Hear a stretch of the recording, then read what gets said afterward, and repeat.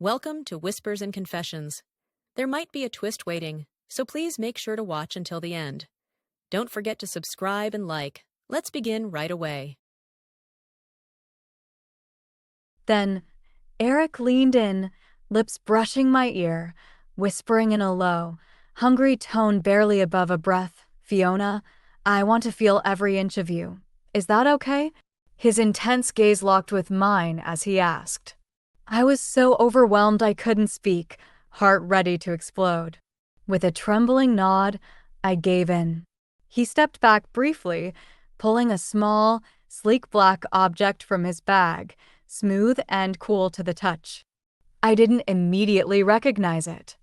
"I thought we'd just play a little, but now I want everything," he teased with a smirk, desire flashing in his eyes. I swallowed hard, heat flooding my body, skin prickling with anticipation. My name is Fiona Wilson, and I'm 60 years old.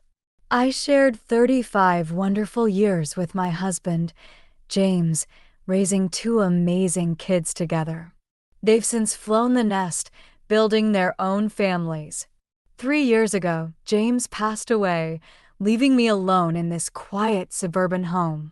My days follow a simple rhythm. I'm up early to tend to my garden, then I head to the grocery store or grab coffee with friends from the neighborhood in the afternoons. At night, I sit in the silent living room, leafing through old photo albums, lost in memories of James. But instead of smiles, only heavy sighs escape me, as if the weight of solitude weighs heavier each day. Life feels calm, yet there's a lingering emptiness. I'd say our marriage was mostly happy. James was a devoted family man, always kind and steady. But somewhere along the way, the spark between us fizzled out. We loved each other, no doubt, but after the kids came along, we became more like co-parents than lovers. Late-night talks in bed grew rare, and the last time we held each other close is a distant, blurry memory. Hitting 60, I figured I'd just coast through the years ahead, quietly accepting the passage of time. Society seems to think that at my age, passion is long gone, and I should just live a quiet life. Deep down, I even started believing my life was pretty much over. Yet, I couldn't shake the hope that something more awaited me. The one bright spot in my routine has been the volleyball club at our local community center, where I show up twice a week. Sweating it out, shouting to my teammates, and diving for the ball, it's my lifeline, a burst of energy I desperately need, a reminder that I'm not just surviving, but living. The second the ball hits my fingertips, an electric thrill shoots through me, washing away every worry. Laughing and pushing myself with my team rekindles my spirit. My body may not be what it once was, but my love for the game still burns as bright as it did in my 20s. I've always been a hard worker, careful about what others think. Since James's passing, neighbors have looked at me with pity, seeing only a lonely widow. Even at church gatherings, their "are you okay?" comes with a side of sad eyes. So, I plaster on a brighter smile to mask the pain. Volleyball, though, is my escape, the one place I can drop the facade and just be me. Each spike melts away stress, and the banter and laughter with my crew fill my heart with a warm glow. One day, my teammate Susan yelled, "Fiona, that spike was killer today," and for a fleeting moment, I felt a swell of pride in myself. One evening during practice, the gym lights at the community center started flickering before going completely dark. "Ugh, not again," groaned Mary, our club leader, with an exasperated sigh. "These lights have been on the fritz lately. I've nagged maintenance to fix them properly, but no word yet." As we all muttered complaints and packed up in the dimness, I returned a few days later to find a stranger perched on a ladder, tinkering with the ceiling fixtures. That was when I first met Eric Thompson. He introduced himself as 57, the new facilities manager recently assigned to our center. He looked close to my age, maybe a touch younger, with striking deep brown eyes that caught my attention. Holding his tools, his gaze was steady and profound, like a calm lake reflecting my own. He wasn't much of a talker, but his sturdy frame and broad shoulders radiated a comforting strength, a quiet strength I hadn't felt in years. The skillful way he handled his tools made me trust him right away. Hearing his voice for the first time, a simple hello, made my heart skip a beat. It felt like someone was really seeing me after so long. Even after the lights were fixed, Eric started popping into the gym now and then. Turns out, he played volleyball back in college with the NCAA. He'd watch us practice and sometimes jump in for a quick rally. Whenever I went for a spike, he'd offer tips in his low, soothing tone. "Fiona, raise your elbow a bit higher. You'll get more power that way." His voice, though quiet, seemed to echo inside me. "Fiona, lifting that elbow isn't easy, but you're killing it. Your grit is something else," he'd say with a warm smile that made my cheeks burn. At first, I just appreciated his pointers, but each time he got closer, his scent and deep voice stirred me in a way I didn't expect. My pulse quickened, my fingers trembled, a mix of nerves and a longing I hadn't dared name. His smiles and the gentle warmth in our short chats kept pulling me in. After practice one day, Eric asked, "Fiona, what's your favorite volleyball memory?" I paused, then smiled, winning a college league game with James when we were young. He nodded thoughtfully. "That explains why you've still got so much drive in you," he said. Since losing James, my world has felt drained of color, stuck in shades of gray. Loneliness and emptiness have crowded into every corner of my heart. Most evenings, I'm alone in my quiet house, zoning out in front of the TV. But talking with Eric started to paint those gray spaces with hints of warmth. At James's grave, laying down flowers, I whispered an apology in my mind. "I'm sorry, James. I shouldn't feel this way, right?" Yet Eric's kind eyes kept haunting me. Falling for someone at 60 seemed absurd. What would James think? My kids would be stunned if they knew their mom was harboring these feelings. I could almost hear the neighbors gossiping about me. Friends teased, "Love at 60? Just stick to spoiling your grandkids and take it easy." Those words cut deep. Society's expectations felt like chains around my heart. I told myself no one could see me as a woman anymore. Gazing at my reflection, sagging skin, etched lines, I sighed. The fit body of my 20s was ancient history, and I couldn't imagine being desirable to anyone. But every time Eric's warm gaze met mine, something inside me softened, like ice melting in the first rays of spring. If you were me, what would you do? How would you handle unexpected feelings at this stage of life? I lay awake at night, wrestling with these emotions, sleep nowhere in sight. One night, something shifted. After practice, the gym lights glitched again, several of them going dark. As everyone trickled out into the evening, Eric offered, "Want me to patch this up quick? If we leave it, it'll mess up the next session." I didn't want to head home just yet, so I chimed in, "I'd like to help if there's anything I can do," my voice quivering a little. Eric smiled and nodded. "Thanks, Fiona. Watch your step. It's dark." Holding the ladder steady and passing him tools, being alone with him in the vast, shadowy gym felt both surreal and intimate. The space was eerily quiet, save for the faint hum of the air conditioner cutting through the silence between us. As Eric reached up to swap a bulb, he wobbled slightly, his hand brushing my shoulder. "Oh, sorry about that," he said quickly, but that brief touch sent a warm jolt through me. The roughness of his palm stirred a long-forgotten sensation. My heart thumped so hard I worried he'd hear it. My mind raced, torn between doubt and yearning. He apologized again, but I caught a flicker of hesitation and warmth in his eyes. Then, in a hushed tone, he said, "Fiona, it's pitch black in here. I can't see a thing. But somehow I feel at peace. Even more so with you here. His words touched me like a quiet confession. As he spoke, his fingers grazed the back of my hand. It felt accidental, yet I held my breath, soaking in the heat of that touch, a heat I hadn't known I craved until now. Is this okay? I'm 60.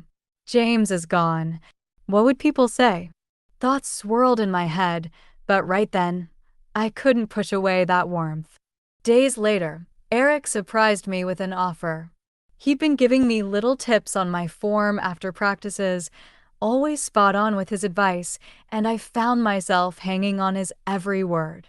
Then, with a serious look, he said, "Fiona, if you're up for it, I'd like to coach you one-on-one. I think we can really solidify your spike." Caught off guard, I stammered, "Me? Are you sure that's okay? The gym's usually empty late at night, so no one's around to notice. Plus, I'd like to spend more time with you, Fiona. But if it feels like too much, no pressure," he added, a bit hesitant, though his eyes urged me to say yes. His words hit me like a spell, making my heart race. Did no one's around carry a hidden promise? Deep down, I knew I'd been hoping for this. "Yes, thank you." "I'd love that," I replied, my voice shaky but paired with a smile. I never dreamed, after losing James, I'd be pulled into something so secretive, feeling like a new chapter was beginning. The genuine warmth in his gaze already had me hooked. Under the cover of personal coaching, we started spending time alone. In tucked-away corners of the gym or behind unused storage rooms, volleyball became our excuse to close the distance between us. Eric meticulously adjusted my form, often with hands-on guidance.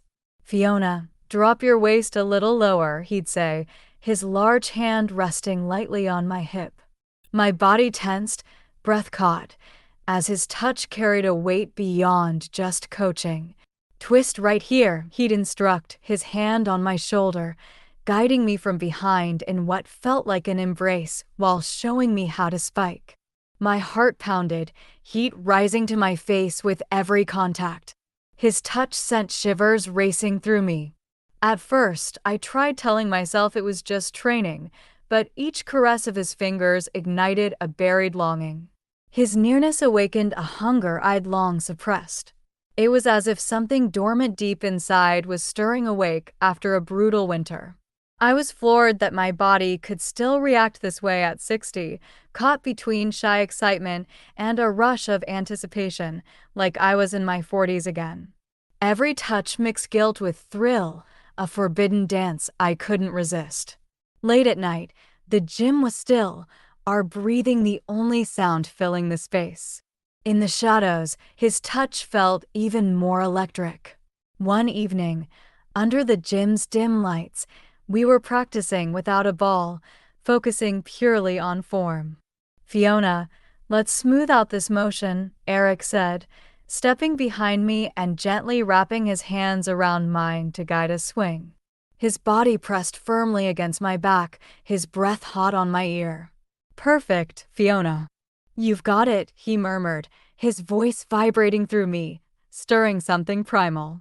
Then his hand slid slowly from my waist downward, brushing over my thigh before inching toward a more intimate spot. I gasped, breath hitching. I could have stepped away, stopped it, but my body was rooted, craving more. I was stunned to discover how much I wanted this. His fingers, deliberate and firm, traced over my clothes, sending a searing heat through me, a tremble rippling down my spine.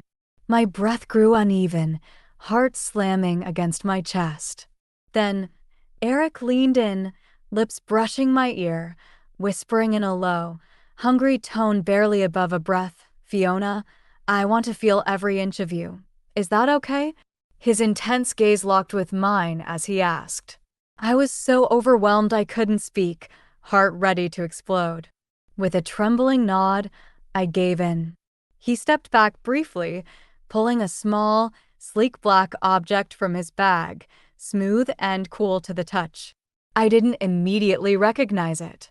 I thought we'd just play a little, but now I want everything, he teased with a smirk, desire flashing in his eyes.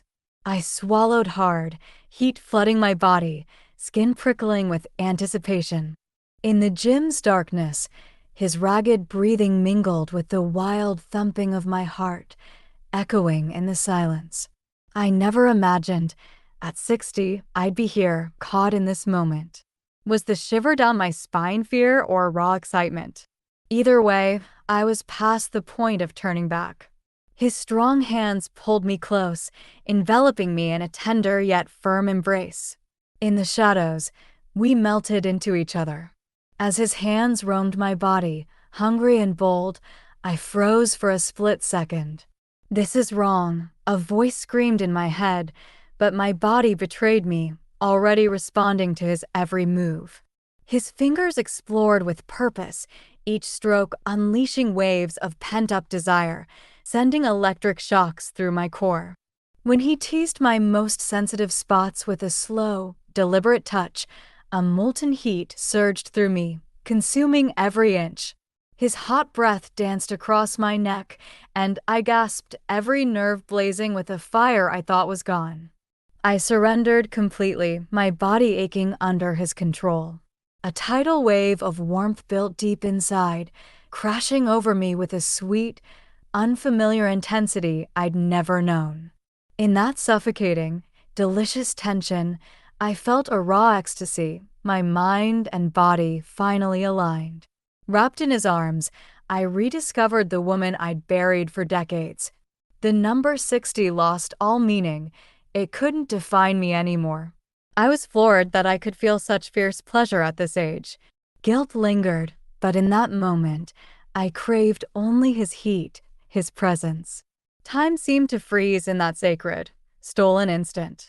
After that night, my world bloomed with color again. I found a new version of myself lurking within. Mornings in front of the mirror, I no longer fixated on wrinkles. My eyes sparkled with life, a grin tugging at my lips. Chats with neighbors felt lighter, buoyed by newfound confidence. Volleyball practice turned into pure joy.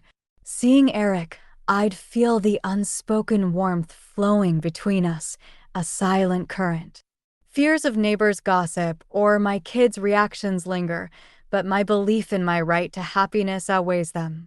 I'm not ready to confess this to my children. I fear they wouldn't get it. But I'm done hiding my joy. Time with Eric taught me a vital truth. Age doesn't dictate my right to love or happiness.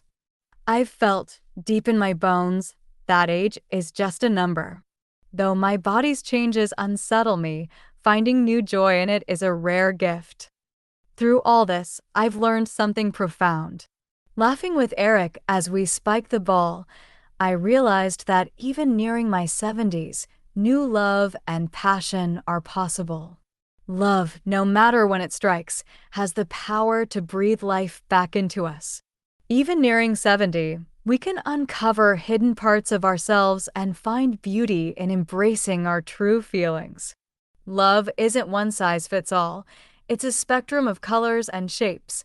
Building a bond of mutual respect and warmth can light up life in ways we never imagined. I'm starting to see love's true essence, a clarity that comes only with the wisdom of later years. We all, at any age, have the right to chase new beginnings. So, listen close to the beat of your own heart. It might just guide you to a life you never thought possible, just as it did for me.